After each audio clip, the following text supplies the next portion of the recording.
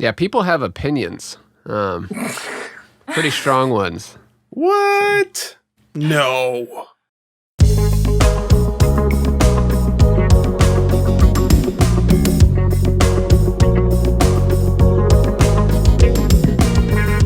Hey, I'm Fingers. Yo, this is Vector. Hey everyone, this is Days Ahead. And I'm Nitroid. You're listening to the Kojima Frequency.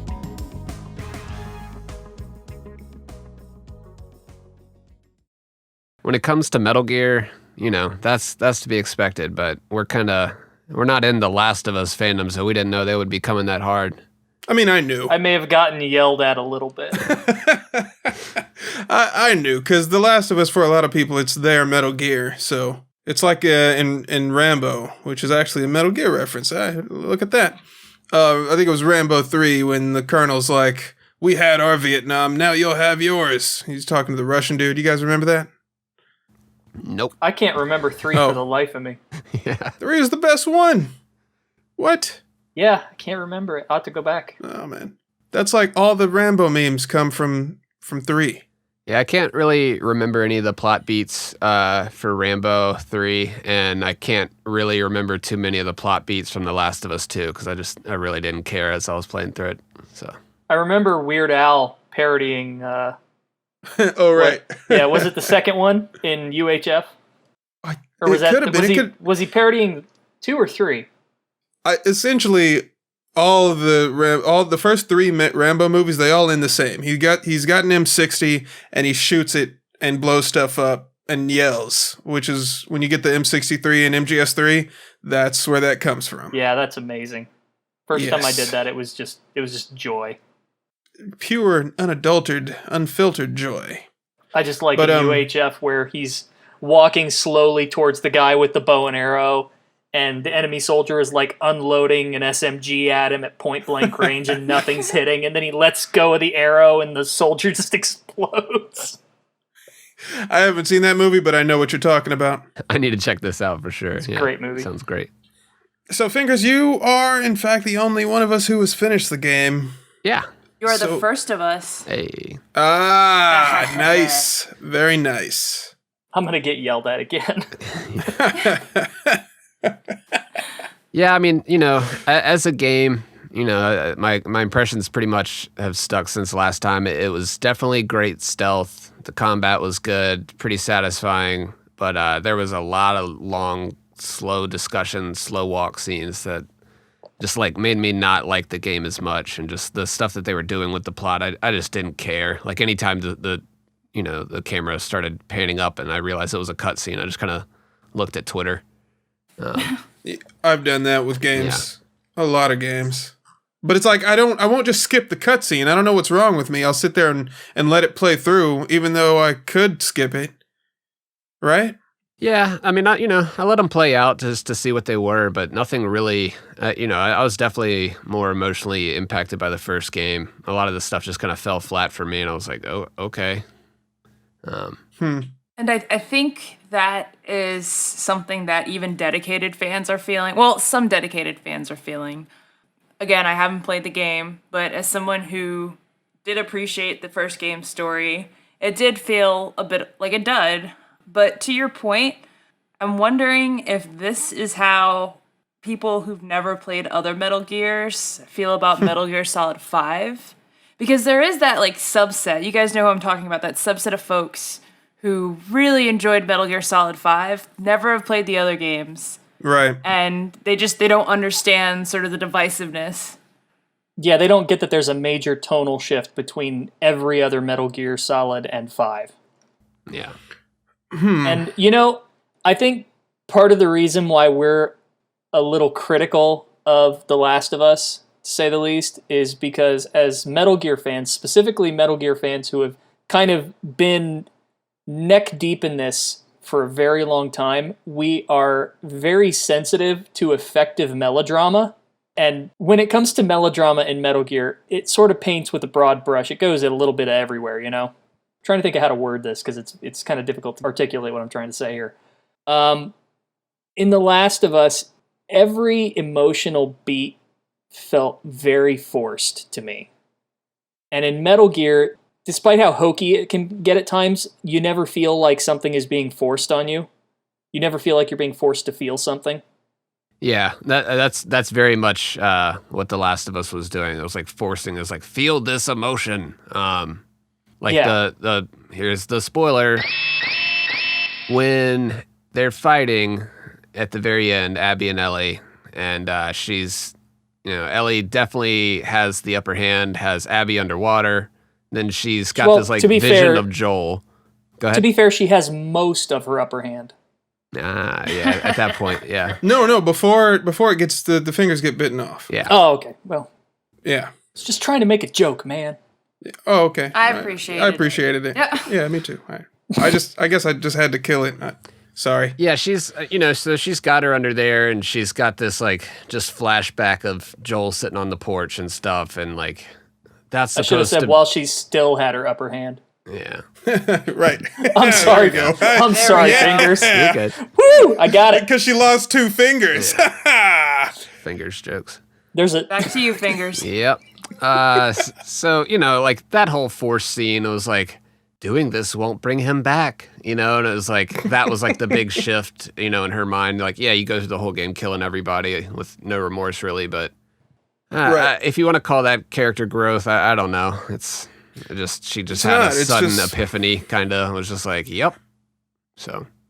Back to Nitroid's point about, the forced feeling of The Last of Us versus the more, I don't want to even say nuanced, subtle, I guess? No. No. That's an oxymoron. Metal Gear ain't subtle. Subtle melodrama is certainly an oxymoron. Also, I've been drinking a little. But to your point about that comparison, I think the greatest example of this is honest. That's a great. Okay, good. Honest. Honest is a good word. I think the best example is sort of the lesson or the message or the tone that you get out of it. The switcheroo with Raiden. The end game of that is to tell you, take whatever you got out of this experience and make that your message, and move on with whatever that experience you personally had. Whereas The Last of Us, it seems to not give you any sort of agency with that message. You almost feel like jerked around with how they want you to feel. And I think us as Metal Gear fans, that kind of offends us when people compare the two switcheroos, because their end game is so vastly different. Yeah. And in a vacuum, The Last of Us 2 has its own thing that it's going for, and that's fine. I get that. But the comparison falls flat because the goals of these two games could not be further apart. Metal Gear never tries to tell you what to think outside of maybe 1 or 2 narrow points like nuclear weapons are bad. Yeah. Last of Us also teaches you to do like 2-finger chords, and the importance of having a clear fretboard and getting that string buzz out of there. Oh, gotcha. Yeah. It's an acoustically responsible game. Yeah, I mean, is it? Does anybody here play guitar? I mean, I dabble. Freaking Mark Hammond was playing songs along to it. I mean, the chords are definitely, correct. So. Okay. Yeah.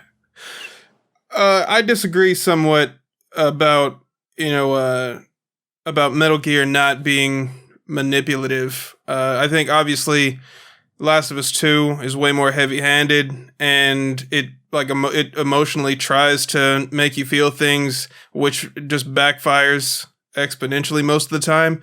But with most of the Metal Gear games, there's except for one, there's usually a character whose job is to just be there to make you sympathize with the protagonist. In 2, it was Rose. In 3, it was the boss. And then watching, actually no, when I tried my best to play Police Knots, it's Jonathan's wife. And their only purpose is just be there and like, oh, I have this character that I care about, and we have this history. I'm not going to show you what that history is, or make you understand why I care about this character. You're just supposed to know that this character cares about this other one, and therefore the stakes have been set. And I don't think that's good storytelling. Obviously, Last of Us 2 does it way worse, but... I would agree and I would disagree, because I think you're right on the surface that's how these characters are set up. But throughout the course of the game, those relationships are justified, I feel. In the case of the boss, we don't need to know everything about the backstory between she and Naked Snake. But throughout the course of the game, in their interactions and the way they talk about each other, you feel like, okay, there is a history here and I can believe it. You do become emotionally invested there. Maybe. I mean, maybe I didn't, because it's like, all right, got to kill my mentor. Cool. She didn't teach me anything personally. I'm sure she taught Snake a whole bunch of stuff and gave him weapons and all that stuff. And I have no problem killing the boss, but maybe Snake does. But it's hard for me to put myself in his shoes if I haven't personally built that relationship. The whole game I'm being told, like, hey, this is your mentor. You care about this person. She can tell how much you weigh just by hearing your voice. Like, so what? That doesn't. I haven't experienced that. It means nothing to me.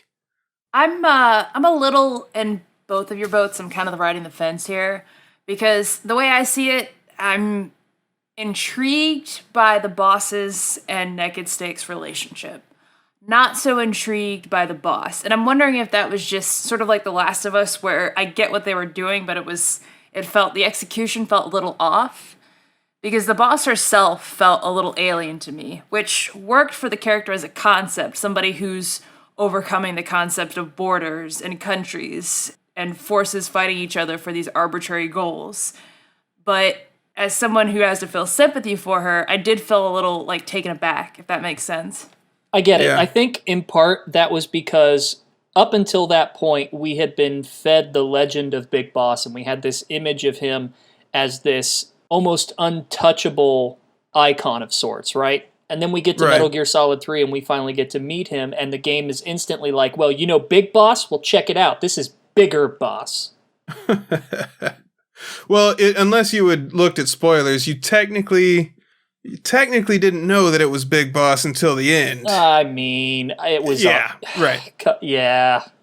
Anybody who paid even the smallest amount of attention knew what was going on. Yeah, I mean, you just see the year and you're like, oh, not Solid Snake, obviously. Well, maybe it's another clone. No, you guys, it's Solid Snake and a Big Boss VR. A lot of people thought that it was time travel at first. Like, there were legitimate time travel theories going around.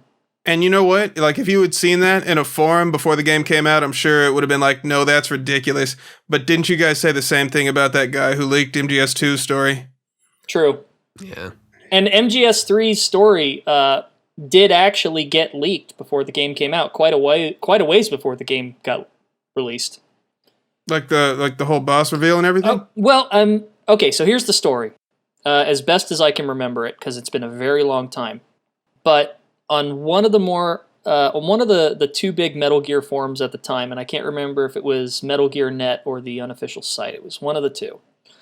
One of the members there, I want to say he was like an amateur voice actor, or was an aspiring voice actor, and he was using a casting agency to audition for parts. And if you wanted to audition for a part, you had to find one you like in a list and pay for the casting reel so that you could get the bit and audition, essentially, right? It was like you could piecemeal it out or something like that. And he noticed this casting agency was being used by Konami. Wow. And they had Metal Gear Solid 3 listed. Okay. So he figured, oh, wow, well, let's see what information they have, because, he's a big Metal Gear fan.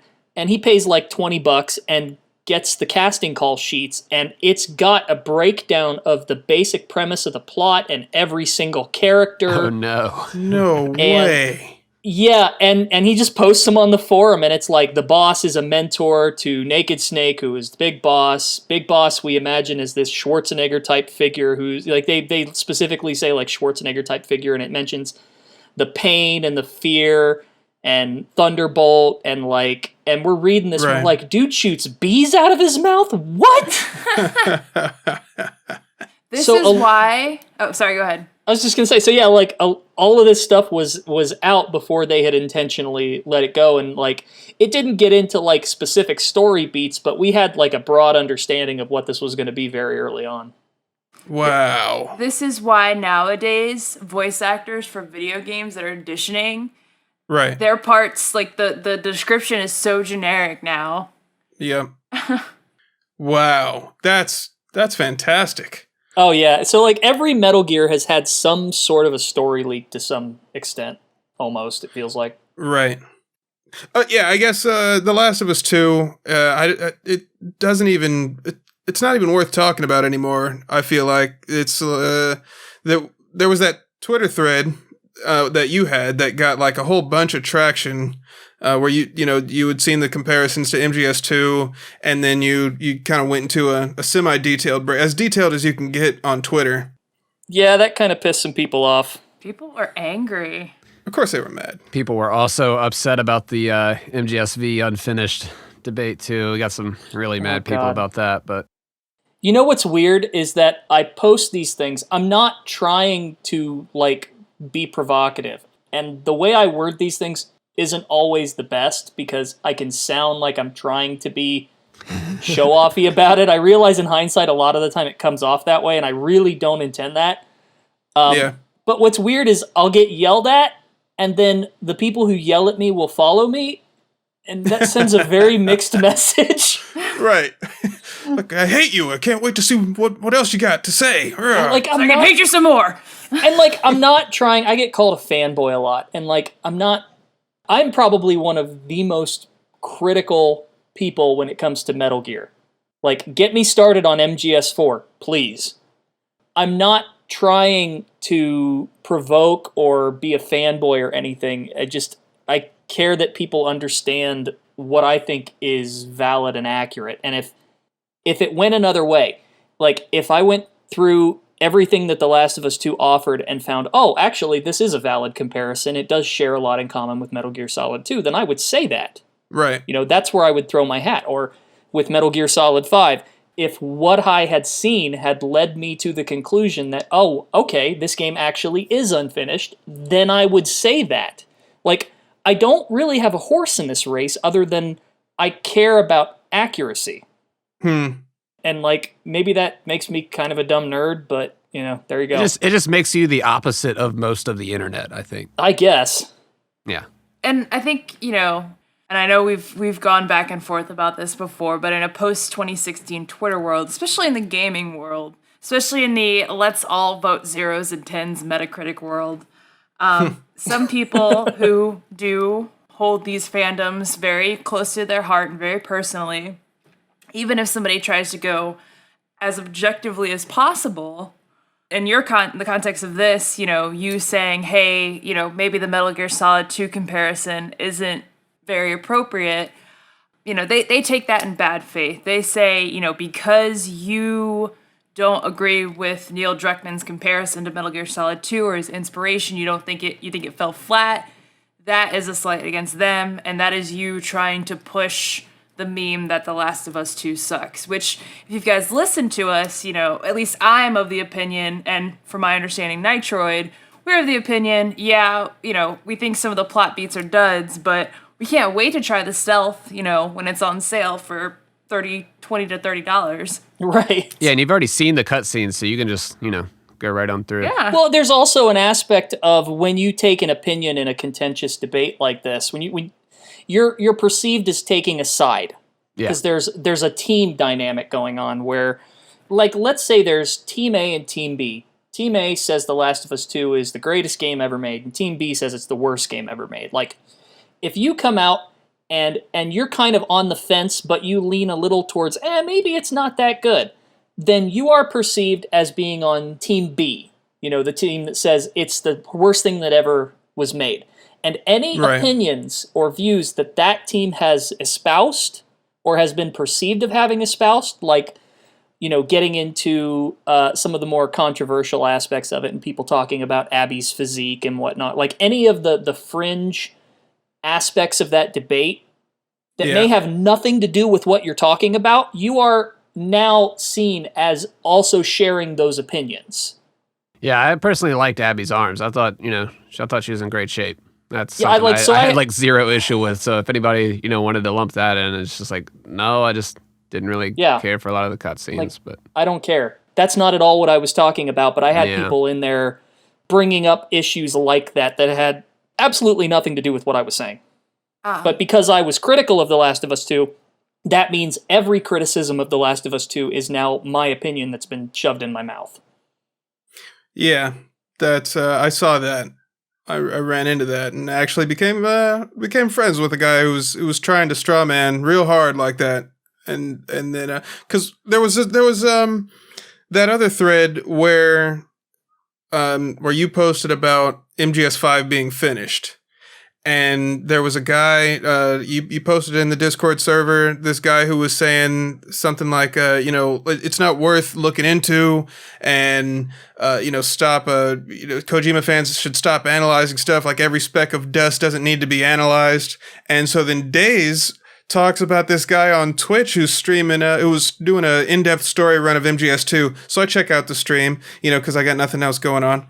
And so then, he's looking at all the codec conversations, and then he looks at the visualizer on Raiden's codec, and he goes, it's kind of shaped like a gun that's pointed at Raiden's head, and maybe that's a reference to Raiden being held captive by the Patriots or something. And so I had to go on Twitter and apologize to that guy. And I was like, dude, you're absolutely right. I'm so sorry. Sometimes people do be overanalyzing stuff. Side note, we love Outer Heaven Network. This is not shade. We love you guys. I did not even mention the name, you did. Oops. So look, there's nobody else who does that on Twitch though, okay? So hey, I didn't name any names. Look, if somebody listens to this podcast and you describe that, they're likely gonna know. I didn't name any names. Okay. So I'm gonna say something that could be perceived as controversial. But I think this mindset of looking into finer details for meaning is it's definitely a very dominant trend in the Metal Gear fandom. Because Metal Gear fans, Kojima fans, they like to analyze small details for large messages. Python Sulkin. What? Hey, no naming names. I'm dropping all of the names. So, that sort of spreads to other aspects. Now, speaking personally, that is not as interesting to me as the development history behind these games. I'm more interested in, how they were made and the thought process that went into, constructing everything. And I've said it before, but I kind of look at it sort of like a museum curator, where I want to see everything on display properly, and I'm interested in, why were these pieces here in the way they were? And I'm not really okay, well, why does Raiden wear his watch on his left hand instead of his right? What does that mean? I'm not looking for that. So when I come out with stuff like this, where I talk about MGS5 being finished and whatnot, I think that some of the fans read into it kind of in the same way they read into, Kojima's tweets about things. Am I making sense? Yeah. There's kind of a level of supernatural thinking that a lot of fans apply to these games that when I try to get down to brass tacks isn't really seen as that. I might not be explaining this well.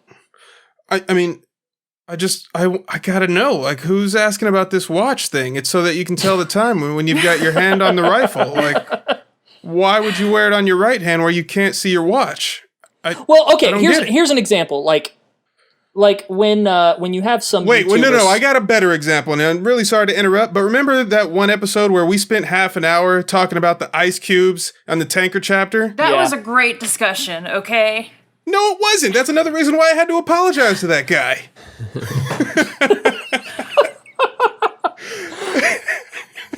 Metal Gear definitely gives you that ammo to go through everything that deep, though. It's definitely one of the games that's enjoyable to do that with. I also just want to note that the two people who are all about this bullshit are the two people who work in software development. So, take that as you will. Yeah. Okay. Fair. Okay. Great segue to the next topic here, okay? Because look at the way people treat the Tomokazu Fukushima issue. Okay? The issue.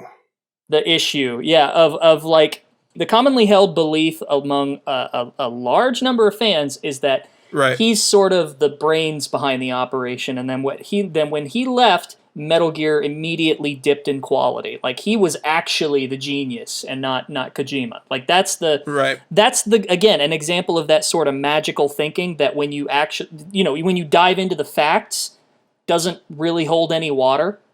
Which is not to say that he's not an incredibly talented writer when you go off of what he has done, but it's again, Yeah. you look at that, you look at the rumors surrounding Kojima as he was departing Konami, and there's just sort of like this attitude of interpreting everything like it's a soap opera of sorts, you know? Yeah. Let's definitely talk about the Fukushima thing. And I think I'm going to try my best to play devil's advocate because I'm like directly responsible for perpetuating the idea that Fukushima was the brains of the operation, and which is why I had to, delete all my videos and change my name and go through the witness protection program, all that stuff. But I think there is a lot of evidence. There's those interviews that we've seen where Fukushima straight up says, he came in towards the end of MGS1's development. Kojima had already laid out a lot of the basis of the story, and then Fukushima did, some optional codec conversations. Honestly, based on the stuff that I've seen, I really haven't seen enough evidence to say one way or another. And I'm basing that on the fact that it was a common practice at that time in Konami for one person to do all the work and then another person to take credit for it. And this has been documented by the guy who did all the cutscenes for Silent Hill 2. And just after seeing that and what he had to go through and how he had to petition and beg and work 20-hour days, or, just a ridiculous amount of work that he had to do in order to get properly credited in the credits for Silent Hill 2. It makes me question. I can't say with 100% certainty one way or another, if that makes any sense. It does. And I think I found a good analogy for the Fukushima question, let's say. Right. That maybe a better way to frame it. Okay. I think we're all in agreement, and I would say most Metal Gear fans are in agreement that in the case of MGS1, it was greatly beneficial to that game's script and tone that Jeremy Blaustein contributed to it. To 100%. Absolutely. Right? His influence on that English script took something that was already good, but elevated it. Right? Personally, I don't think it would have been good without his input. You don't think so? I mean, especially when you get into the genetics thing. Like, little kid me would have been like, oh, wow, is that how alleles work? But, then I would have hit freshman year of biology and I'd have been like, hey, wait a second. This isn't like Metal Gear at all. Teacher! And then, the whole thing would have been blown out of the water. What do you mean specifically there? Because that wasn't... Like dominant genes and majorly. recessive genes, right? But he didn't change anything about that. Right, I know. But that's what I'm saying. It's like without the other stuff that he added, like, the weapons and equipment OSP and like the word codec. Right. You'd have this story that was like, what the hell is going on here? As melodramatic as Metal Gear can sometimes be, I do think that Metal Gear Solid 1 is elevated by its tone and atmosphere. And that definitely, Jeremy Blastein's translation definitely adhered to that sort of cold, industrial, Alaskan tone of Shadow Moses. But to that point, and Nitrate, I'll let you continue, the whole concept or the whole idea, all of the evidence for the whole quote-unquote Fukushima incident, is that what we're calling it? I don't know. All of it seems very circumstantial, really. I mean, people doing work and then someone else taking credit, that's a classic corporate trope. Right. Going back to the whole point about Jeremy Blaustein, I mean, that's one of many variables that, is not necessarily affected by Fukushima's involvement. So, like you said, I think it's the evidence is very circumstantial. Well, what I meant by bringing up Blaustein was that you had somebody who wasn't necessarily a part of the writing team, but still contributed to the writing in a meaningful way, at least in terms of the English script. And I wonder if that level of influence is what Fukushima had, where it wasn't major, but he trimmed the edges just enough. You know, that's what I'm wondering. Right. Because when you look at the interviews, when you look at the evidence, he worked mainly on supplemental codec dialogue. Right. And Kojima mentions that when Fukushima came in, and then on later titles, some of the things that he would help with were terminology, much like Jeremy Blaustein did. So, you know, I think one of the quotes was, after the plot was decided, I had Fukushima help me on writing the script for the voiceovers. The harsher terms in the script, such as Japanese term for patricide or words like bravery and cowardice, were his contributions. And again, like you said, with Jeremy Blaustein and codec and weapons and equipment OSP and little flourishes like that. Flourishes. That add flavor and detail to the world and personality that elevate it just that bit further. I'm wondering if that is what the truth of it is. Not that he was some genius behind the screen that we didn't see, but that he was just there to add those little extra touches to bring it up a notch. To your point, I think that's a great way of looking at it. You know, I don't think that Fukushima was the genius behind anything. And back to my point about everything, this whole concept being circumstantial at best, I think a great way to approach it is just sort of looking incrementally at what downgraded the writing in the later Metal Gear series. And it's not as if they're complete shit, but there are some, you know, nuances and details that make it feel off compared to, you know, 1 and 2. So, counterpoint to what I've just said, because you've got to look at both sides of this. Absolutely. He had full writing credits on Metal Gear Ghost Babel. And that's an excellent point. And on the Snake Tales. Yeah. And those are excellent. Now, they are very, very different in tone from canon Metal Gear. There is no denying there is a difference in tone there, a difference in style. But I would almost say that is kind of proving the point that he was not the one really pulling the strings, because there is that tonal difference. Because when he's working by himself, you know, you play through Ghost Babel, and it doesn't have that sort of thematic thread running through it that standard Metal Gear Solid titles have. You know, there's no theme to Ghost Babel. It's just a political/military drama with, you know, some pretty interesting ideas in it, but it doesn't have anything like tying it all up in a bow. Fingers, I haven't heard from you in a really long time. I was wondering if you had anything to say before I jumped in. Yeah, I've never really been into like the staff side of things, like the writing. I just don't follow up on that stuff. I just play whatever they put out. I completely understand that. Yeah, like I just don't care. That's fine. Once again, Fingers is all about that gameplay. But like it's interesting. I'm listening, you know. Like it's interesting to learn it, but that's just something that I don't have too much experience with. Yeah, you know, just wanted to make sure your voice was heard just in case. But Nitroid, you said a couple minutes ago, like you wonder if that's what it was, you know, if Fukushima was just adding flourishes, and that's a great word. That's a perfect word for that. If he was just adding, you know, flourishes here and there. But the best we can do with the evidence that we have is wonder. And that's my problem. That's specifically my problem with Kojima's style and how he approaches things, is that we don't have enough to go on. We really can't tell how much his other co-workers, his co-writers, are contributing. Because if you look at MGS5's credits, there's 5 separate people, including Kojima, credited as writers. And so what are they contributing exactly? Right. Are they all in a writer's room? Writing in games can be incredibly broad. I mean, we know, I believe Shuya Murata wrote In the Darkness of Shadow Moses, for example.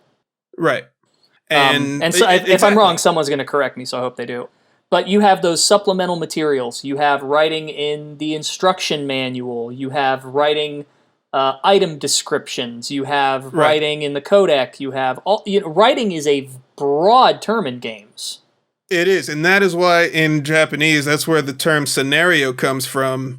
As it specifically applies to story. And it took me a long time to understand that word scenario, like you'd see in the credits for Resident Evil 2, like scenario writer. And I was like, scenario writer, what does that mean? And that's, in English, that's essentially the script.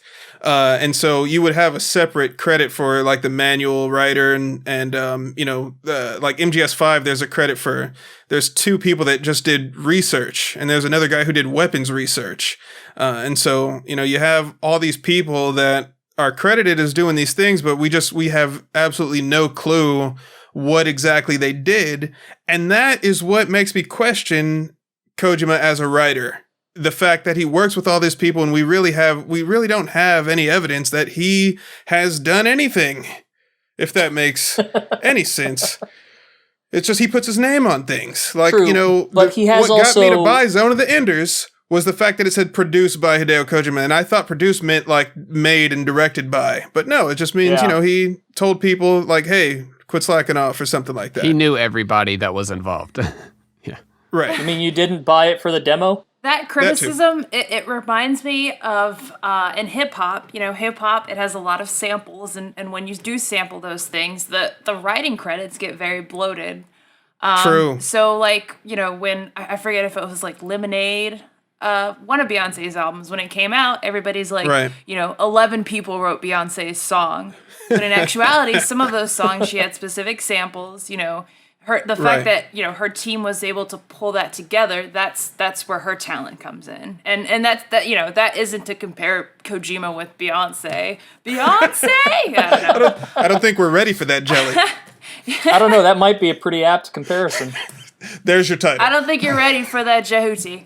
But yeah, I mean, Kojima-licious. The only Jesus. The only wrench in the gears, let's say, to this is the fact that Kojima himself has, and you can choose to believe him or not, but he has openly stated that when it comes to the main script of the game, as in like the demo, as they call it in Japan, or the cutscenes, the main story, he writes every single word. Bullshit. I'm not going to take his word for it because he's lied directly to my face before. Yeah, I mean, that's probably a process that, is then edited and looked over and then touched up by other people, but he could be like, so this is how I want it to go. All right, I wrote that, and then it's like the editors come in and clean it up and the localizers and all that. That's where your Jeremy Blausteins come in and go, let me just scratch that out real quick. I would say I believe that he writes the initial draft and then he's got people helping him tune it up. I mean, that makes sense, and there's nothing wrong with that. That's, you need editors for sure. Absolutely. Nobody works in a vacuum. Right. And that's the problem with the Metal Gear fan base, is that they think Kojima does work in a vacuum. They can't even pronounce his name right. So, and they hail him as a god. And I know this is somebody who used to hail Kojima as a god. As I grow up and I've become a young professional, I'm starting to realize that gamers, particularly the most vocal ones, they have no idea what comes into software development. Oh, none whatsoever. Planning, things like that. Sprint planning. Well, it's because a big part of it is that to a lot of people who play these games, these are very meaningful experiences to them, and so they tend to romanticize them quite a bit, and that includes romanticizing how they're made. Another part of that is big studios, they rarely show you the behind the scenes work. Even though we have stuff like the document of Metal Gear Solid 2, you're not getting a picture of like how much money went into development. People tend to keep a lot of stuff hidden when it comes to games because they're afraid that it'll give competitors an edge if they knew how the sausage was made. And that's why, like, what bothers me when you do get like a making of DVD that comes with a game. I remember one came with Fallout 3 and it was just the most bare bones. Really weren't saying anything of substance, just a bunch of interviews like, here's what we were trying to accomplish, but I wanted to know more, like, how did you guys actually make this? What software and tools did you use? Like, what are you guys using to model? Is it Maya? Is it 3ds Max? Is it Blender? It's probably not Blender, but if it is Blender, let me know. I think that would be really helpful to me. This is part of what's so amazing about the document of MGS2 is that it goes into so many of these details and it shines a bright light on them. I mean, you can see almost everything about how this was made. And I wish they had done the same for later Metal Gear Solid titles, though I kind of understand why they didn't. They did talk a bit about the development in 4 in more depth than they did about 3. but that was mostly in online materials. A funny anecdote about the document of MGS2, and I can't remember where this was from. I think it was, it might have been on Hideo blog back when that was a thing, which that was great to read back in the day.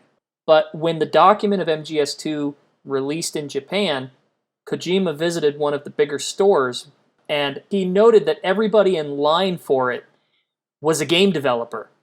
Wow. See? There you go. They're trying to get that insider info. But that How'd you guys make this thing? Why wouldn't you want to spread that? That pushes the industry forward. I mean, I get it on like a protecting your secrets and staying ahead of the curve level, but yeah. No, yeah, and that's why, it's cool to go back to Naughty Dog and Insomniac. They used to share information all the time when they were working on Ratchet and Clank and Jak and Daxter. But, it's a matter of protecting your investment. And if you have a game like The Last of Us 2 that sells gangbusters, 5 million copies opening weekend or whatever insane numbers it did, then you want to create the impression that only Naughty Dog is capable of doing something like this. If other studios get an edge like that and, their facial animation and their lip physic technology for kiss scenes, if it catches up to Naughty Dog, then, that's essentially what sells those games. That's such a reductionist point of view, though, because it discounts the amount of artistic talent that has to go into something like that. It just reduces it down to, oh, well, we have better tools, therefore we have better games. And it's just not true. Right. Well, there's tons of artistic talents going into that, which is why all of those people working on that game, they're under severe NDAs. And that's, now we know that the leaks that happened for The Last of Us 2, they didn't come from somebody within Naughty Dog. That was leaked by a hacker or something, right? Because if they were ever caught, the fallout would be just insane. And that's where something similar happened with Half-Life 2, didn't it, back in the day? Yeah, that was a Russian hacker, I think. Yeah, it was some kid who hacked it, and then Valve, they were like, okay, good job, kid. We'll offer you a job. Why don't you come on over and we'll give you an interview? And then he got off the plane and they put him in cuffs. And the cops were waiting for him at the airport. Man, how dumb can you be? But that's how corporate espionage happens in the games industry. It's like we don't know how the sausage was made, but we can hire the guy who made the sausage.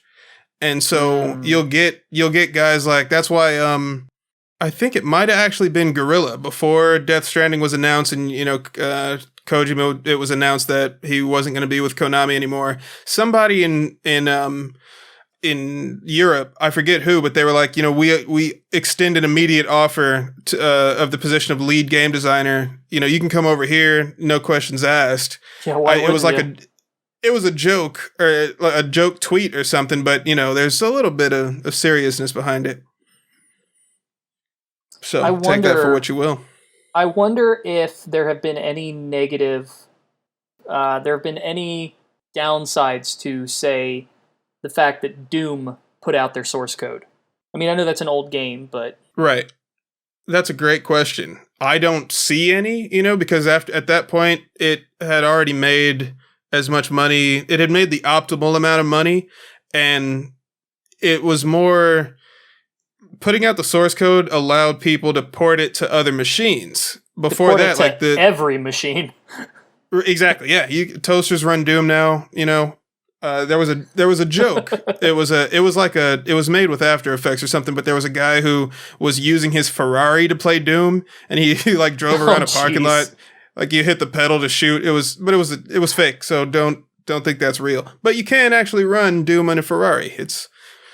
But can the Ferrari run Crysis? That's the question. The point is, though, that id had moved on to other things, and when they released that, it was of benefit to them in terms of public image and reputation and building a fan base. Right. It wasn't a detriment. So no. when their next game came out, I'm gonna bet, I don't know the timeline of when they put the source code out versus what their release schedule was, but I'm willing to bet that doing so in the long run was more beneficial than it was detrimental. Oh yeah, without a doubt. But they had the ability to do that because they weren't really owned by by any company. Activision at one point had publishing rights, but they didn't really own the company the way Bethesda does now. And so, because of the end user license agreement that they have, you're not allowed to port, say Rage 2 to another machine, to Linux or something. Not that you'd want to, because who would want to play that game? But that's besides the point. One other factor we have to consider is the culture. I mean, I'd imagine that a few Western PC developers would be a lot more open to providing that source code than, say, an Eastern developer who is infamous for actually not keeping their source code, as we learned from Silent Hill HD Collection. Right. Or the Final Fantasy series. Well, true, yeah. Funny thing about that, I don't know if it's ever been fully confirmed that Final Fantasy VIII, if the source code was truly lost or not. I believe that's generally accepted as what happened. Right. But from what I understand, that wasn't the only thing they lost of that game. Just this past week, I ordered the Ultimania archive for 7, 8, and 9. Yeah. Which is basically just this giant book that chronicles everything in the game. It's like concept art and character bios and behind the scenes images, and it's just super cool stuff. And you look at the side of the book, and the pages are colored green, red, and yellow for 7, 8, and 9. And the areas for 7 and 9 are over a centimeter thick, and the section for 8 is barely half a centimeter, because apparently they lost a lot of the concept work. Wow. That reminds me of, you remember a month ago when there was, or actually it was when that article came out about Kojima funneling resources that was supposed to go into MGS5 to make PT and do all kinds of crazy stuff. Right. And then Kojima Productions they released an official response to that article, which was 100% of it's untrue. They said it was categorically false. Right. We're focusing on the PC release now, y'all. And we talked a little bit for a second, even if there was some truth, even if one of those things in that article was true, it's in their best interest to deny it completely, so that they just have deniability. And I feel like the games industry does a lot of that, where it's we could release our source code, but just in case, we're going to keep it under wraps. Yeah, I guess I can't blame them from that point of view. It's disappointing, and a lot of the time, the fact that other people can't use the Fox engine, even though I've heard some people say it's terrible to use. It's still you guys spend all that effort making an engine and use it for 1.5 games and FIFA.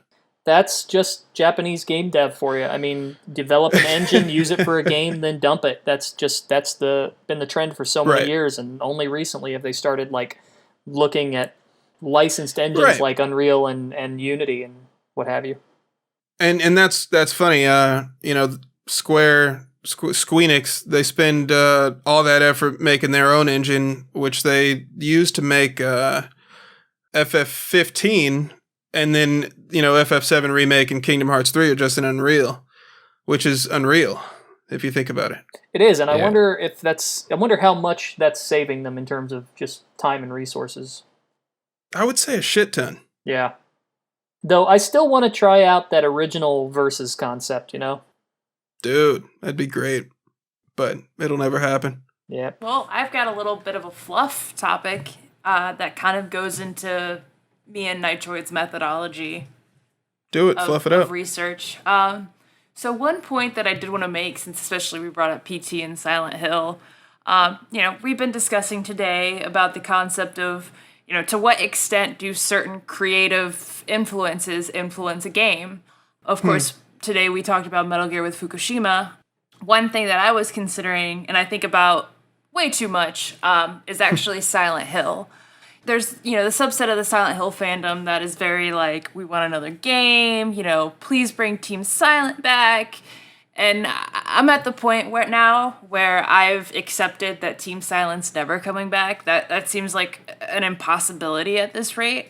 But what I've been doing, or at least try to do, is follow sort of what the staff of Team Silent is doing currently, because I think the best way to continue following Silent Hill, at least spiritually, is to follow what these individual contributors are doing now. I was a little surprised by some of these. And if I pronounce these names wrong, please forgive me. Takayoshi... I'll be sure to correct you. Okay, thank you. Thank you, Vector. Takayoshi Sato. He was the character designer for Silent Hill 1 and 2. Ended up working for Nintendo for Paper Mario and Mario Tennis. Oh, wow. Yeah, so he went from designing characters like nurses and Pyramid Head, I guess, and things like that, to right.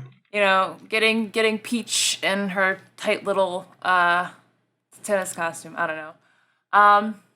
The other one that I think is a little touchy considering his involvement is Masahiro Ito. He tweets a bunch. He does.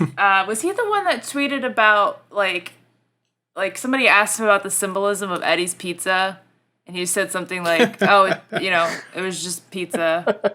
I think probably. Yeah, because he did like art direction and creatures and things for 1 through 3, right? Yeah, correct. He actually did, he was an art director for 2 and 3. He did monster design for Silent Hill 1. And then he had a few special thanks credits and some later titles. But this one kind of cracked me up because he ended up being a creature designer for Metal Gear Survive. Right. Yeah, he came up with the I don't even remember what you call them, the crystal head zombie things and the Lord of Dust. But if I remember, he said he didn't even really know what the story was for him. Well, I think... And I think all of us are in sort of a neutral position with Survive, so I'm putting up my flame shield. But I thought that their character design, the monster designs, were a pretty interesting concept in Survive. I'm looking for people to play it on PC with, but nobody's biting. Yeah, send out a call out on Twitter, like, hey, who wants to play Survive? I'm sure somebody out there. Either I'll get some nabs or get how the fuck dare you even talk about playing Survive? How are you even on this podcast if you play Survive? To which I say, well, 2 other people here play Survived. I love Survive, so people can shut the hell up. Yeah, I had a good time with it. That's the people that didn't enjoy it and hate it, like, did not play it or didn't get to the parts where it was like good, and they just ran around and poked stuff through a fence and were like, "This is it," and it was. Yeah, that pissed me off. The bottom line is, it's not as offensive as people make it out to be. It's just a fun little spin-off / time waster. Right. Yeah, I remember saying, like, Mario Kart didn't ruin Mario. You know, it's like, they're just 2 separate things, man. So what's, to get back to your topic, what's Akira Yamaoka up to these days? He's still at Grasshopper, right? Let's see. Last I checked he was, but that was years ago. That was in 2018, I think. All right, so obviously he contributed to some of the music in the Dead by Daylight, Silent Hill DLC. It looks like he did some work for Persona 4. Oh, whoa. World of Tanks, that's kind of funny. Let's see, he was the music director for Lollipop Chainsaw, which I didn't know. So yeah I don't know if he's still at... I don't know if he's still at Grasshopper, but I didn't know he was contributing to them as early as 2012. Oh, wow. So, I didn't know he contributed to Rumble Roses. I wouldn't be surprised. I mean, he was at Konami at the time. For some reason, I picture, like, this, like, chill trip-hop music while these 2 girls are, like, wrestling in mud and their boobs are jiggling everywhere. It's an interesting, a vivid but interesting picture for me, but carry on. Interesting thing about Yamaoka is that he will occasionally tour with Joe Ramersa and Mary Elizabeth McGlynn, and they had a YouTube account. I don't know if they update it anymore, but they called their little trio A Foggy Place. You know, right? Okay. Oh, yeah, nice. Okay. But they would tour around and do like music from Silent Hill together, and like there's videos of concerts of them. And at one point, they even covered Snake Eater, which is pretty interesting. Cool. So if you ever want to hear the lead vocalist for most of the music from Silent Hill sing Snake Eater, just look that up. So regarding Rumble Roses, the jiggle in that game was actually very tasteful. Nothing ridiculous like you see in Dead or Alive. And I wanted to go back to Takayoshi Sato. That was the guy. He was the CGI director for Silent Hill 1 and 2. Did all of the CG cutscenes by himself. And there's a video. Whoa. That guy's a complete badass. He's also fluent in English, which is extremely rare to see. From a Japanese native. And this is somebody who used to work with English teachers who didn't even speak English. So, but he did all the CGI cutscenes by himself. So whenever you see CG in Silent Hill 1 and 2, that's his work solo. But Konami wanted to assign him a supervisor who would take all the credit for his work. And he said, "No, I don't need any help. Like, I'm going to be doing it myself." And so, he'd put in 16-hour days. He slept at the office and he got those cutscenes done. And he's a huge idol of mine. And I also don't think that his work on GoldenEye Rogue Agent should be taken lightly. I think that's an underrated game. It is. Yeah. That's amazing. And to that point, I mean, Silent Hill 2, for lack of a better term, like that shit aged like wine. I mean, it still holds up. Yeah, I mean, it introduced Pyramid Head, which is the most iconic. To its detriment, it's the most iconic enemy monster creature to come from Silent Hill. But now it's to the point where it's associated with Silent Hill in general, which wasn't its intention at all. It was so good that in a weird way it sort of ruined Silent Hill. Yeah. Like when Pyramid Head showed up in the movie, when I saw that as a kid, I'm like, oh, that's cool, but it doesn't suit this character. There's no reason. There's no psychological reason for this creature to be there. So that's, if you're gonna do Silent Hill, that's why I say don't make another Silent Hill, because I'm just terrified of them not understanding the psychological horror aspect that needs to come from Silent Hill, and how it needs to tie in all of the environments and the creatures that you face in the game. They need to tie into the psychology of the person you're playing as. And if you don't have that, then... But 1 wasn't really psychological like that in the first place. It wasn't. 2 made it psychological. 1 was just mostly like kind of a story about the occult, and it was a more personal story, but it wasn't like, these weren't manifestations of Harry's psyche. That was something that 2 brought in. And then... Oh, well, see, but that's my whole thing, is, that's what Silent Hill became known for. Because I honestly, I've not played the first one, but I have played 2, 3, 4, and all of the crappy remakes that they... And 3 tried to sort of split the difference on 1 and 2 to questionable results. I love 3, but some of it did not land. Yeah. So, well, at least we're not Sonic fans. Ew. Yep. But we might be soon, depending on how they handle the Metal Gear animated series, which we should talk about another time.